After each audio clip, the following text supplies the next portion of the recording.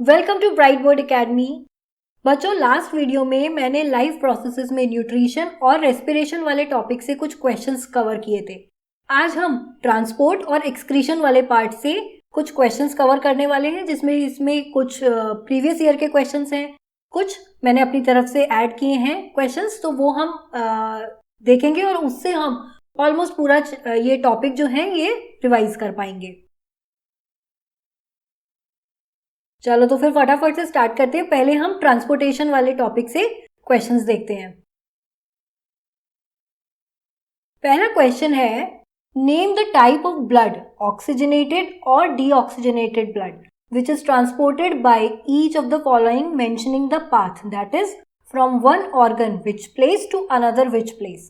मतलब कि हमको यहाँ पर ये जो दो वेना केवा और पल्मोनरी आर्टरी दी हैं, हमें ये बताना है कि इसमें कौन से टाइप का ब्लड होता है इन वेसल्स में, साथ ही ये कौन सा पाथ लेता है, मतलब किस ऑर्गन से किस ऑर्गन तक ये ब्लड लेके जा रहे हैं। तो जो वेना केवा होती है ये डीऑक्सीजनेटेड ब्लड, वेना केवा क्या लेकर आ रही है बेटा, ये लेकर आ रही है डीऑक्सीजनेटेड ब्लड, मतलब कार्बन डाइऑक्साइड रिच ब्लड हमारे बॉडी के डिफरेंट पार्ट से लेकर आती हैं हमारे हार्ट तक। ठीक है, ये डिफरेंट बॉडी पार्ट से, सभी बॉडी पार्ट से लेकर आती है हार्ट तक। इसमें superior vena cava upper body part से ब्लड लाती है डीऑक्सीजनेटेड ब्लड, और inferior vena cava lower body part से डीऑक्सीजनेटेड ब्लड लेकर आती है राइट एट्रियम तक ब्लड लेकर आती हैं ये हार्ट में। ठीक है, तो वेना केवा डीऑक्सीजनेटेड ब्लड लेकर आती है। नेक्स्ट है पल्मोनरी आर्टरी। पल्मोनरी आर्टरी क्या करती है,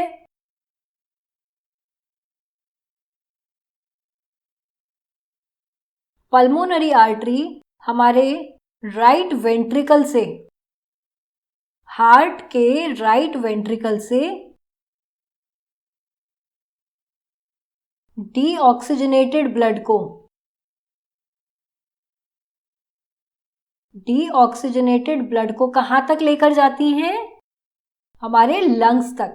ठीक है, जो राइट वेंट्रिकल होता है हार्ट का, वहां से ये डीऑक्सीजनेटेड ब्लड को पल्मोनरी आर्टरीज लंग्स तक लेकर जाती हैं फॉर ऑक्सीजनेशन। वहां जाके क्या होता है, जो ऑक्सीजन है वो लंग्स से में एल्वियोलाई से ये ब्लड कैपिलरीज में डिफ्यूज हो जाती है, और जो कार्बन डाइऑक्साइड है इस ब्लड डीऑक्सीजनेटेड ब्लड में वो एल्वियोलाई में चली जाती है और रिमूव हो जाती है बॉडी से।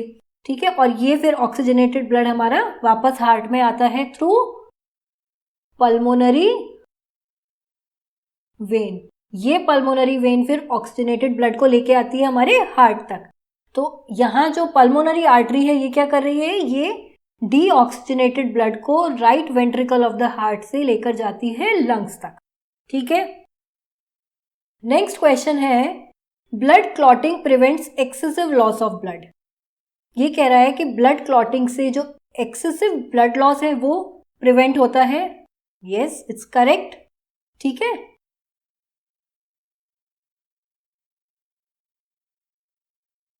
असर्शन करेक्ट है, blood clotting excessive blood loss को प्रिवेंट करती है। अब रीजन है, ये रीजन में दे रहा है, blood clotting is due to blood plasma and white blood cells present in the blood. कह रहा है ब्लड क्लॉटिंग ब्लड प्लाज्मा और व्हाइट ब्लड सेल्स की वजह से होती है जो ब्लड में प्रेजेंट है। ये जो आपका रीजन है ये गलत है, ये फॉल्स है, क्योंकि जो ब्लड क्लॉटिंग होती है वो किसकी वजह से होती है, वो होती है ब्लड में प्रेजेंट प्लेटलेट्स की वजह से। प्लेटलेट्स हमारे ब्लड क्लॉटिंग में हेल्प करते हैं। ठीक है, तो ये रीजन फॉल्स हो जाता है। तो assertion is true but the reason is false. Next question कह रहा है, name the components of blood and their functions. जो ब्लड होता है इसके बेटा दो पार्ट हैं, एक तो इसमें है फ्लूइड पार्ट जिसे कहा जाता है प्लाज्मा, और एक होता है इसमें सेल्स। ठीक है, इस फ्लूइड पार्ट में सेल्स सस्पेंडेड होते हैं। ये जो प्लाज्मा है, this is the fluid content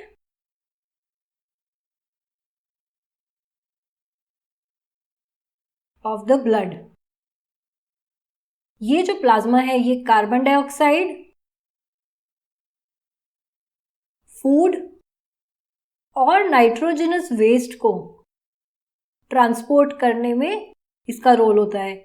इनका फंक्शन क्या है? It plasma transports carbon dioxide, food and nitrogenous waste in dissolved form. Dissolved form में ट्रांसपोर्ट करता है। वहीं जो सेल्स हैं इसमें होते हैं हमारे रेड ब्लड कॉर्पसल्स या कहें हम आरबीसीज, इन्हें हम आरबीसी भी कहते हैं। और होते हैं वाइट ब्लड कॉर्पसल्स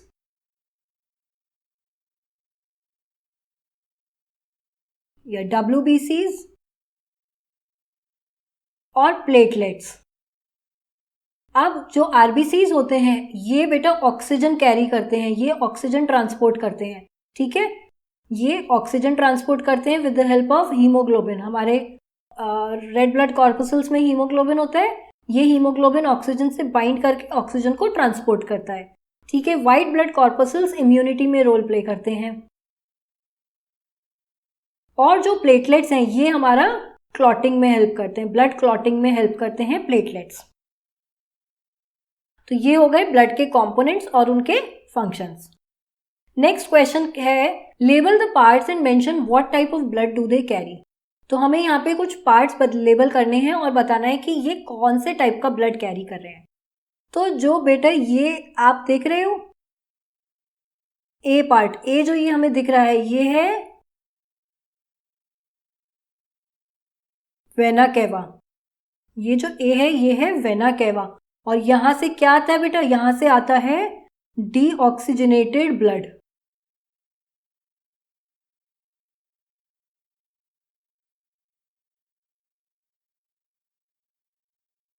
इससे आता है डीऑक्सीजनेटेड ब्लड। ये बॉडी के डिफरेंट पार्ट से डीऑक्सीजनेटेड ब्लड को लेकर कहाँ आ रहा है? हमारे राइट एट्रियम में, ठीक है। यहां से ब्लड हमारा गया राइट वेंट्रिकल में और यहां से ये जा रहा है, पुश होता है। जब वेंट्रिकल्स कॉन्ट्रैक्ट करते हैं तो हमारा ब्लड पुश हो जाता है ये बी पार्ट में। ये बी क्या है? ये है पल्मोनरी आर्टरी। पल्मोनरी आर्टरी कौन सा ब्लड लेकर जा रही है? पल्मोनरी आर्टरी लेकर जाती है डीऑक्सीजनेटेड ब्लड, ठीक है। पल्मोनरी आर्टरी में भी डीऑक्सीजनेटेड ब्लड होता है। और ये जो डीऑक्सीजनेटेड ब्लड है यहाँ से जब वेंट्रिकल से पल्मोनरी आर्टरी में गया और ये पल्मोनरी आर्टरी इस डीऑक्सीजनेटेड ब्लड को ले जाती है लंग्स तक फॉर ऑक्सीजनेशन। वहां पर गैसेस एक्सचेंज होता है और जो ऑक्सीजन है वो ब्लड में ट्रांसफर हो जाती है, डिफ्यूज हो जाती है और जो कार्बन डाइऑक्साइड है वो रिमूव हो जाती है ब्लड में से। अब ये ऑक्सीजन रिच ब्लड हमारा कहाँ से आता है?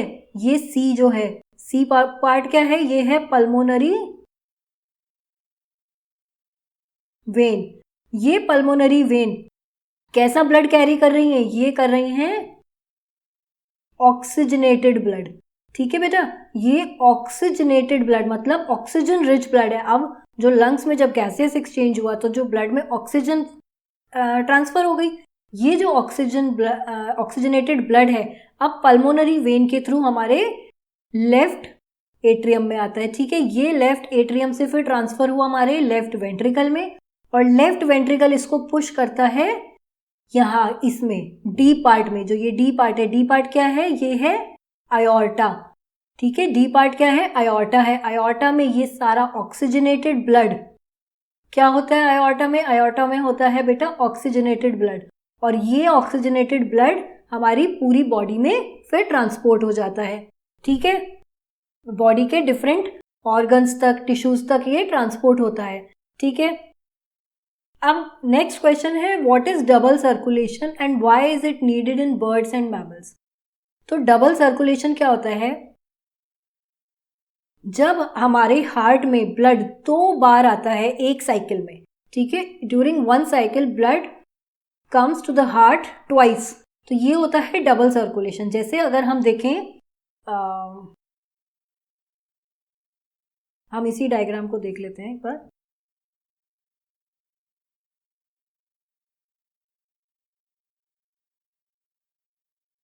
अब देखो यहाँ क्या हो रहा है बेटा, ये ब्लड आपका, ये जो वेना केवा है ये लेके आई है डीऑक्सीजनेटेड ब्लड, ठीक है, ये वेना केवा से डीऑक्सीजनेटेड ब्लड राइट एट्रियम में आया, यहाँ से ब्लड गया राइट वेंट्रिकल में, राइट वेंट्रिकल से गया पल्मोनरी आर्टरी में, ये पल्मोनरी आर्टरी लंग्स में लेके गई। अब ये यहाँ पे एक बार ब्लड पूरी बॉडी से कलेक्ट होके एक बार आपके हार्ट में आया, हार्ट से फिर ये ब्लड गया लंग्स में।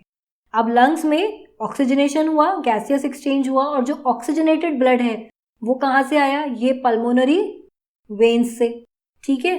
ये जो पल्मोनरी वेन्स है फिर ये लेके इस हार्ट को यहाँ आई हमारे किसमें, लेफ्ट एट्रियम में आई। ये पल्मोनरी वेन से ऑक्सीजनेटेड ब्लड हमारे लेफ्ट एट्रियम में आया, लेफ्ट एट्रियम से ये फिर हमारे लेफ्ट वेंट्रिकल में ट्रांसफर हुआ, वेंट्रिकल्स ने कॉन्ट्रैक्ट करके इस ऑक्सीजनेटेड ब्लड को फिर आयोर्टा से की हेल्प से पूरे बॉडी में बॉडी के डिफरेंट पार्ट्स तक ले गया। अब यहाँ पर ये सेकेंड बार फिर से आया ब्लड, एक बार लंग्स के बाद वापस से ये दोबारा पूरा ब्लड एक बार फिर से हार्ट में ट्रांसफर हो रहा है, तो यहाँ पर ब्लड 2 टाइम्स हार्ट में आ रहा है, ठीक है। ये होता है डबल सर्कुलेशन। यहाँ जो ये वेंट्रिकल्स बने हैं, ये जो पार्ट्स चेम्बर्स हैं हार्ट के, ये इसलिए होते हैं ताकि जो हमारा ऑक्सीजनेटेड और डीऑक्सीजनेटेड ब्लड है ये मिक्स ना हो। अब ये डबल सर्कुलेशन ज़रूरी क्यों है बर्ड्स और मैमल्स में? बर्ड्स और मैमल्स होते हैं वार्म ब्लडेड एनिमल, मतलब ये जो एनिमल्स बर्ड्स और मैमल्स हैं दे रेगुलेट देयर बॉडी टेम्परेचर, है ना, दे रेगुलेट देयर बॉडी टेम्परेचर, इनका बॉडी टेम्परेचर ये मेंटेन करे रखते हैं। इस बॉडी टेम्परेचर को मेंटेन करने के लिए अच्छी से अमाउंट में एनर्जी चाहिए, और वो उसके लिए एक अच्छे से ऑक्सीजनेशन होना ब्लड का ज़रूरी है, इसीलिए यहाँ पर डबल सर्कुलेशन होता है। जो कोल्ड ब्लडेड एनिमल्स हैं जिनमें बॉडी टेम्परेचर मेंटेन नहीं करना होता जिनको अपना, वहाँ पर थोड़ा बहुत अगर इंटरमिक्सिंग होती है ब्लड की, तो वो ऑक्सीजनेटेड और डीऑक्सीजनेटेड ब्लड की अगर थोड़ी बहुत इंटरमिक्सिंग भी होती है तो वो मैनेजेबल होता है। इसलिए जो ये कोल्ड ब्लडेड एनिमल्स जैसे रेप्टाइल्स, एम्फीबियंस होते हैं, इनमें होते हैं सिर्फ 3 चेम्बर्स हार्ट में, है ना, और हमारी बॉडी में 4 चेम्बर्स होते हैं ताकि ये ऑक्सीजनेटेड और डीऑक्सीजनेटेड ब्लड मिक्स ना हो, ठीक है। ये हो गया डबल सर्कुलेशन, क्योंकि जो ब्लड है वो 2 टाइम्स हार्ट में आ रहा है। How blood is transported in fishes, next question है how blood is transported in fishes. अब फिश में ब्लड ट्रांसपोर्ट, फिश का जो हार्ट होता है, फिश का हार्ट जो होता है उसमें होते हैं सिर्फ 2 चेम्बर्स, ठीक है, वहाँ सिर्फ 2 चेम्बर्स होते हैं और हार्ट में ब्लड सिर्फ एक बार जाता है, ठीक है। तो जब फिश गिल्स से ऑक्सीजन ले रहे हैं, वहाँ पर जो हार्ट से ब्लड है वो गिल्स में ट्रांसपोर्ट होता है। यहाँ गिल्स में गैसियस एक्सचेंज होगा, ठीक है, और ब्लड में गैस ऑक्सीजन ट्रांसफर हो गई, और यहाँ से फिर डायरेक्ट गिल से ही ब्लड बॉडी के डिफरेंट पार्ट्स तक ट्रांसपोर्ट हो जाता है। यहाँ पर गिल से वापस हार्ट में ब्लड नहीं जाता है, ठीक है। तो हार्ट में सिर्फ ब्लड एक बार ही आता है एक सर्कुलेशन में, तो यहाँ पर डबल सर्कुलेशन नहीं होता है फिश में, ठीक है। फिश में हार्ट से ब्लड जाता है गिल्स में गैसेस एक्सचेंज होता है और फिर यहाँ से डायरेक्टली ब्लड चला जाता है बॉडी के डिफरेंट पार्ट्स तक। Why do arteries have thick walls? अब आर्टरीज में थिक वॉल्स क्यों होती हैं? आर्टरीज में जब ब्लड हमारे हार्ट से पंप होता है और आर्टरीज में जाता है, तो उस टाइम पे हार्ट में उसमें ब्लड में प्रेशर होता है जब आर्टरीज में जाता है, तो उस प्रेशर को बेयर करने के लिए आर्टरीज में थिक वॉल्स होती हैं, ठीक है। जब हार्ट वेंट्रिकल से जब ब्लड पुश होता है आर्टरीज में, पंप होता है आर्टरीज में, तब उस टाइम उसमें ब्लड में प्रेशर बहुत हाई होता है। उस प्रेशर को बेयर करने, अगर वो आर्टरीज की थिन वॉल्स होंगी तो आर्टरीज रप्चर कर सकती हैं उस प्रेशर के अंडर, इसीलिए आर्टरीज की थिक वॉल्स होती हैं। नेक्स्ट है how are water and minerals transported in plants. अब हम प्लांट्स का देखते हैं कि कैसे वाटर और मिनरल्स प्लांट्स में ट्रांसपोर्ट होते हैं। तो वाटर ट्रांसपोर्टेशन के लिए जो हमारे प्लांट्स हैं उनमें होता है टिश्यू जाइलम, ठीक है। जाइलम जो है वो वाटर और मिनरल्स को ट्रांसपोर्ट करता है। यहाँ पर 2 प्रेशर होते हैं, एक होता है रूट प्रेशर, जो वाटर ट्रांसपोर्टेशन में हेल्प कर रहा है, और एक होता है ट्रांसपिरेशन पुल।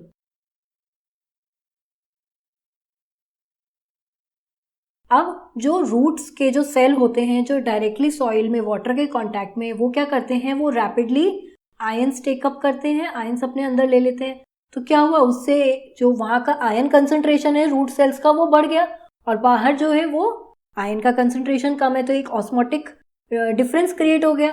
उसमें क्या होगा, जो वाटर है फिर उसको बैलेंस करने के लिए जो वाटर है वो डिफ्यूज कर जाएगा वो रूट्स के अंदर, ऑस्मोसिस के थ्रू वाटर जो है वो रूट्स के सेल ने ले लिया। ये इसी उससे जो ये इसी आयंस के जो डिफरेंस से जो ये एक प्रेशर क्रिएट होता है, ऑस्मोटिक प्रेशर, उससे ये वाटर अपवर्ड मूव करता जाता है जाइलम में। अब जहाँ पर प्लांट्स छोटी हाइट के हैं, जहाँ पे रूट्स और लीफ तक पहुँचने में ज़्यादा हाइट नहीं है, तो वहाँ पर तो क्या है, इस नॉर्मल रूट प्रेशर के थ्रू, इस आयंस के इस ऑस्मोटिक प्रेशर के थ्रू वाटर ऊपर लीव्स तक पहुंच जाता है। लेकिन जब हम बात करें लार्ज ट्रीज की, जो टॉल ट्रीज है, वहाँ इतनी हाइट तक खाली रूट प्रेशर से जो हमारा वाटर है और मिनरल्स हैं वो लीव्स तक नहीं पहुंच पाते। तो उसके लिए जो सेकंड फैक्टर होता है, जो सेकंड प्रेशर होता है, वो होता है ट्रांसपिरेशन पुल।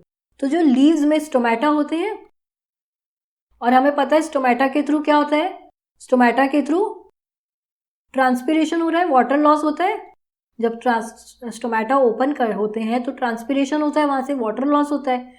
जब लीव्स में से ये वाटर लॉस होगा तो एक सक्शन क्रिएट होता है, ठीक है, एक सक्शन क्रिएट होता है जो कि वाटर को फिर रूट से ऊपर की तरफ पुल करता है, ठीक है। तो ये स्टोमेटा जो है ट्रांसपिरेशन, स्टोमेटा के थ्रू ट्रांसपिरेशन हो रहा है, जिससे एक सक्शन क्रिएट होता है और वाटर जाइलम से रूट से ऊपर लीव्स तक पुल हो जाता है, ठीक है। ये हो गया हमारा वाटर और मिनरल का ट्रांसपोर्टेशन। अब जाइलम के कौन से सेल्स होते हैं, जाइलम तो टिश्यू है, इसमें डिफरेंट टाइप के सेल्स हैं। तो इसमें ट्रेकीड्स, जाइलम में होते हैं ट्रेकीड्स एंड वेसल्स, जो मिलके एक कॉन्टिन्यूस ट्यूब लाइक स्ट्रक्चर बनाए रखते हैं, जो आपस में ये इंटरकनेक्टेड होते हैं, ये ट्रेकीड्स और वेसल्स, और इनके थ्रू वाटर ऊपर पुल होता जाता है, ठीक है। नेक्स्ट पार्ट ये कह रहा है, how is food transported in plants.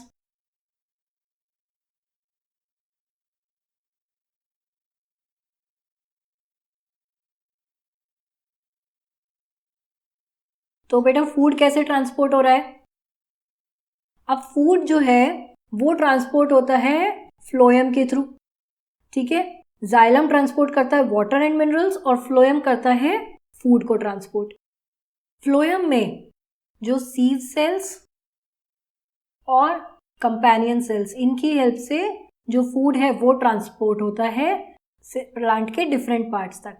अब जाइलम में तो हमारे फिजिकल फोर्सेस यूज हो रहे थे, ठीक है, जैसे रूट प्रेशर था, ट्रांसपिरेशन पुल था। वहीं फ्लोएम में जो हमारा फूड ट्रांसपोर्ट होता है ये यूज करता है एटीपी, एनर्जी की हेल्प से यहाँ पर फूड ट्रांसपोर्ट होता है। तो जैसे सुक्रोज को ट्रांसपोर्ट होने के लिए सुक्रोज जो एटीपी की हेल्प से हमारे फ्लोएम टिश्यू में ट्रांसफर हो गया, ठीक है।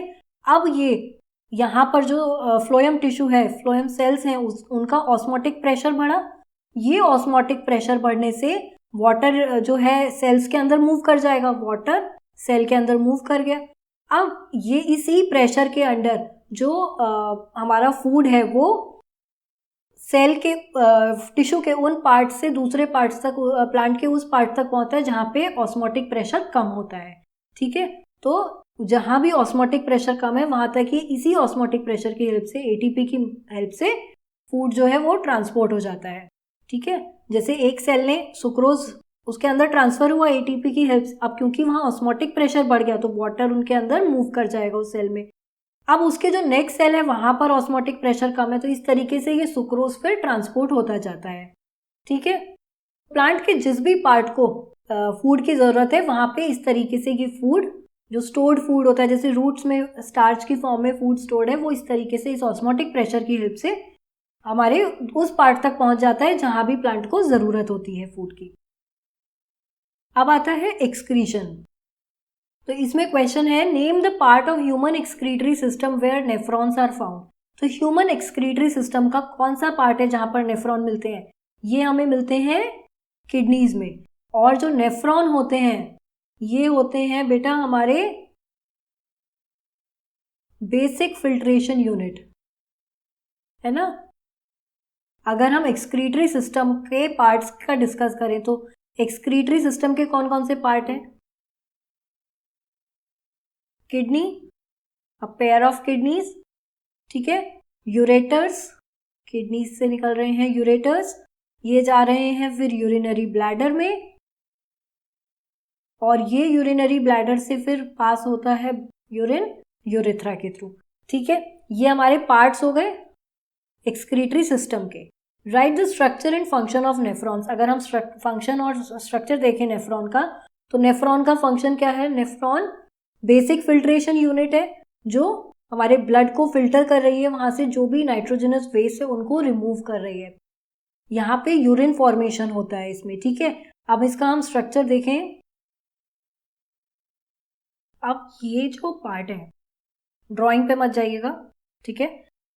ये जो पार्ट है बेटा, ये होता है बोमेन्स कैप्सूल। बोमेन्स कैप्सूल, ठीक है। ये जो बोमेन कैप्सूल होता है, इसके अंदर ये कैपिलरीज का आप एक टफ्ट देख रहे हो, एक बंच सा देख रहे हो, इसको बोलते हैं ग्लोमेरुलस। यहां पर जो ये आर्टरी आई है, ये आके यहाँ पे करती है बेटा डिवाइड और कैपिलरीज बना लेती हैं। थिन वॉल्ड कैपिलरीज है, इनमें से जो इनिशियल फिल्ट्रेट है, जो ब्लड है, वो फिल्टर होता है और यहाँ बोमेन्स कैप्सूल में आ जाता है। ये जो पहला इनिशियल फिल्ट्रेट है, ये जो पहला फिल्टर हो रहा है जो ये यूरिन है, इसको बोलते हैं इनिशियल फिल्ट्रेट, ठीक है। इनिशियल फिल्ट्रेट या ग्लोमेरुलर फिल्ट्रेट भी बोलते हैं। ये फिल्ट्रेट फिर हमारा यहाँ से पास होता है इस पूरे नेफ्रॉन में, और यहाँ पे आपके पूरा कैपिलरीज का, ब्लड कैपिलरीज का आप एक पूरा जो जाल सा देख रहे हो, ये सब इसके ऊपर से क्या करती है? अब इस इनिशियल फिल्ट्रेट में बहुत सारे सॉल्ट्स हैं, ग्लूकोज है, इसमें कुछ हमारे नाइट्रोजनस वेस्ट है और एक्सेस वाटर है। अब इस वाटर को रीअब्जॉर्ब किया जाता है। जो ग्लूकोज है, जो सॉल्ट है, जो इम्पॉर्टेंट चीज़ें हैं जो ज़रूरी हैं बॉडी में, जिनका यूरिन में को जाना नहीं होता, जिनको हमें एक्सक्रीट नहीं करना है, वो वापस से यहाँ पर रीअब्जॉर्ब हो जाती हैं इनमें, ठीक है। वाटर हमारा मैक्सिमम अमाउंट में रीअब्जॉर्ब हो जाता है यहाँ पे, और फिर यहाँ से ये पास ऑन होता हुआ ये फिल्ट्रेट, ये सारा फिल्ट्रेट पास ऑन होता हुआ यहाँ से ये जाता है ये कलेक्टिंग डक्ट में, ठीक है। और एक किडनी में बहुत सारे नेफ्रॉन्स होते हैं, तो यहाँ से सारा ये कलेक्टिंग डक्ट के थ्रू होता हुआ फिर जाता है ये यूरेटर में। यूरेटर से ये पास होके यूरिन स्टोर हो जाता है यूरिनरी, ये यूरेटर से फिर ये जो यूरिन है स्टोर हो जाता है यूरिनरी ब्लैडर में, और जब ये ब्लैडर फुल हो जाता है तो एक अर्ज होती है यूरिन पास करने की, और ये पास हो जाता है यूरेथ्रा के थ्रू, ठीक है। ये हो गया बेटा नेफ्रॉन का पूरा स्ट्रक्चर। तो यहाँ पर मेन ये पार्ट है बोमेन्स कैप्सूल, जहाँ से ये, और ये ग्लोमेरुलस, ये ग्लोमेरुलस से ब्लड फिल्टर होता है, नाइट्रोजनस वेस्ट, कुछ सॉल्ट्स, कुछ ग्लूकोज, ये सब इसमें इनिशियल फिल्ट्रेट में आते हैं और लार्ज अमाउंट ऑफ वाटर आता है। फिर बॉडी के रिक्वायरमेंट के अकॉर्डिंगली वाटर और जो सॉल्ट्स हैं, ग्लूकोज हैं, ये रीएब्जॉर्ब हो जाते हैं। जो वाटर है वो कितना रीएब्जॉर्ब होगा ये डिपेंड करता है हमारी बॉडी में ऑलरेडी कितना वाटर प्रेजेंट है, ठीक है, या हमारी बॉडी में ऑलरेडी कितने सॉल्ट्स प्रेजेंट है, उसके हिसाब से, उसके अकॉर्डिंगली ये रीएब्जॉर्प्शन होता है यहाँ पर। और फिर ये जो यूरिन बनता है फाइनली वो कलेक्टिंग डक्ट के थ्रू जाके यूरेटर में जाता है, और यूरेटर से यूरिनरी ब्लैडर में स्टोर हो जाता है, और वहाँ यूरिनरी ब्लैडर जब फुल हो जाता है तब एक अर्ज होती है पास करने की, क्योंकि यूरिनरी ब्लैडर एक मस्कुलर ऑर्गन है, ठीक है। ये जब यहाँ पर फिर एक अर्ज होती है पास करने की, और यूरेथ्रा के थ्रू यूरिन पास हो जाता है, ठीक है। ये आपका हो गया एक्सक्रीशन नेफ्रॉन का स्ट्रक्चर। अब यहाँ पर मैंने आपके ये पूरा लाइफ प्रोसेसेस वाले टॉपिक के कुछ इंपॉर्टेंट क्वेश्चंस कवर करे, जिसमें हमने काफ़ी हद तक पूरा टॉपिक रिवाइज कर लिया है, कवर कर लिया है, ठीक है। आप इसको पढ़िए, आपको कोई और डिफरेंट क्वेश्चंस दिखते हैं आप उनको करिए। जितना आप लिख लिख कर प्रैक्टिस करेंगे ना बेटा, उतना ज़्यादा तैयारी स्ट्रांग होती जाती है। तो हमेशा अपनी प्रैक्टिस करने के लिए, अपने आंसर राइटिंग के लिए प्रैक्टिस करिए, लिखिए, जितना लिखेंगे उतना अच्छा होगा।